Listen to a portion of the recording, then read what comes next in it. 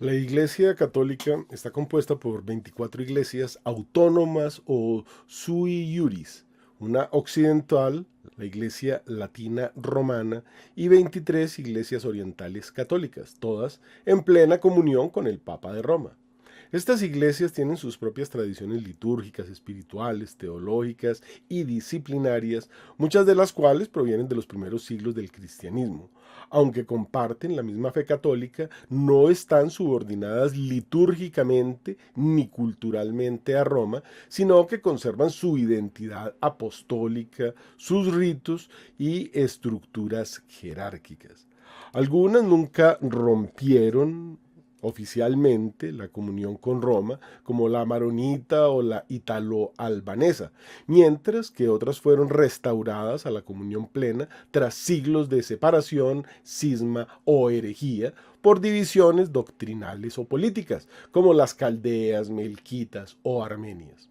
Muchas fueron fundadas por los apóstoles o sus discípulos directos y tienen una sucesión episcopal legítima que ha perdurado por los siglos. Entre los apóstoles más importantes en la evangelización oriental están San Pedro y San Pablo, fundadores de la iglesia antioqueña o antioquena, influenciada en las iglesias siríacas y bizantinas.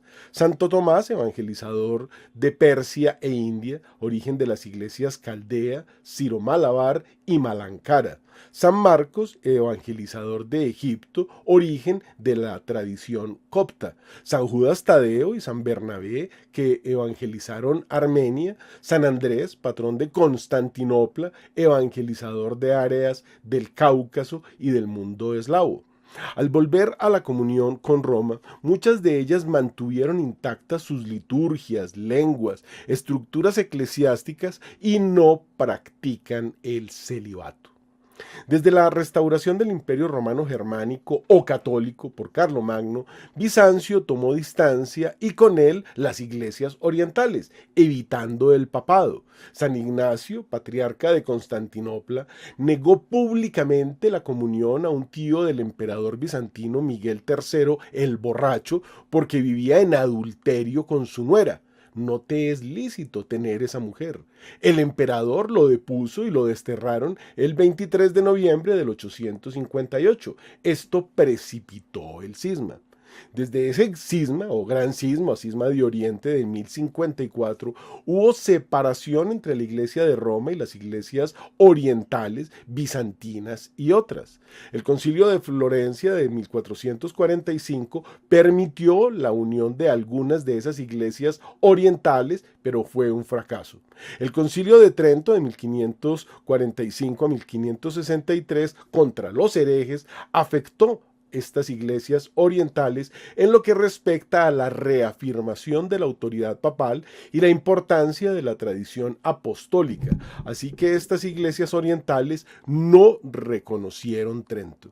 La Constitución Apostólica Orientalium Dignitas de León XIII, publicada en 1894, reafirma la dignidad de las iglesias orientales y su derecho a mantener sus propias tradiciones, incluyendo la posibilidad del clero casado.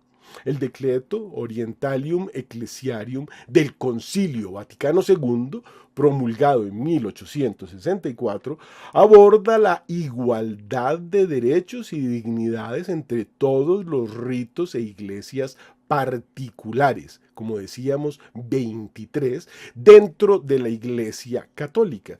Sin embargo, la instrucción Cum Data Fuerit de 1929 prohibía a los sacerdotes casados de rito oriental ejercer su ministerio en países de tradición latina para preservar el testimonio del celibato latino y evitar el escándalo de ver sacerdotes casados en parroquias católicas.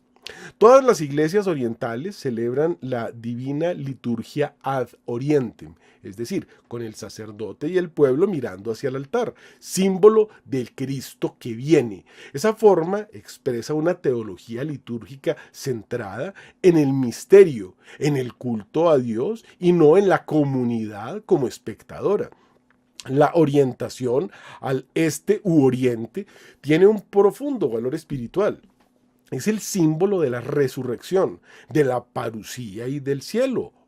La liturgia oriental es más contemplativa y mistagónica, menos didáctica que la latina. Una diferencia destacada con la iglesia latina es que muchas iglesias orientales permiten sacerdotes casados, aunque los obispos son siempre célibes. Esta práctica ha sido reconocida como legítima por el Concilio Vaticano II en su documento Orientalium Ecclesiarum.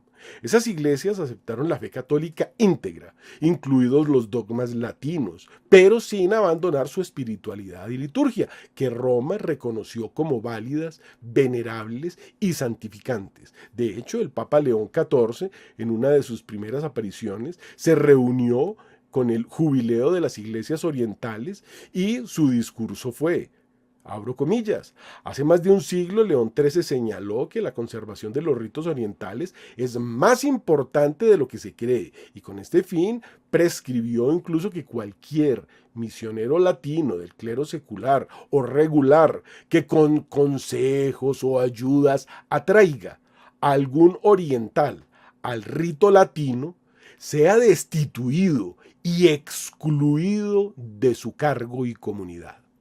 Acogemos el llamamiento a custodiar y promover el Oriente cristiano, sobre todo en la diáspora. Aquí, además de erigir, donde sea posible y oportuno, circunscripciones orientales. Es necesario sensibilizar a los latinos, dijo León XIV. Esto a pesar del escándalo que para los latinos es ver sacerdotes casados oficiando en los países occidentales, que ahora son mayoría en todo el mundo. 1.400 millones de católicos latinos contra 15 millones de fieles en las iglesias orientales, incluidos los 23 ritos, lo que representa un 1% de los católicos del mundo.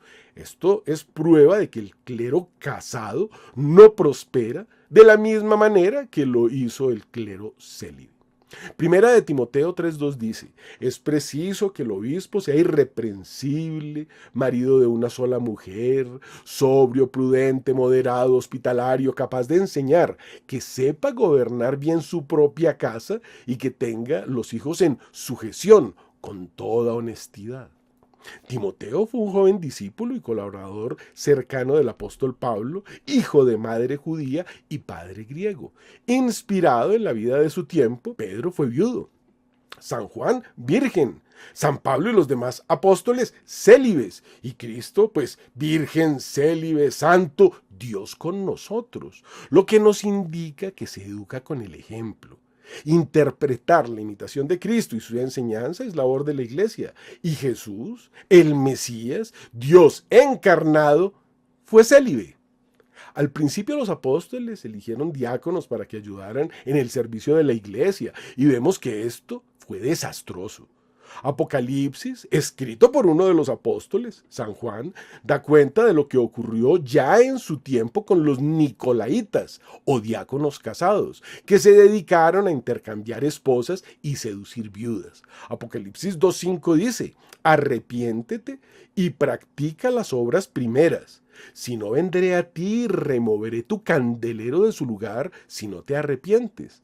Mas tienes esto a tu favor, que aborreces las obras de los nicolaitas, los diáconos, como las aborrezco yo. El que tenga oídos, que oiga lo que el Espíritu dice a las iglesias.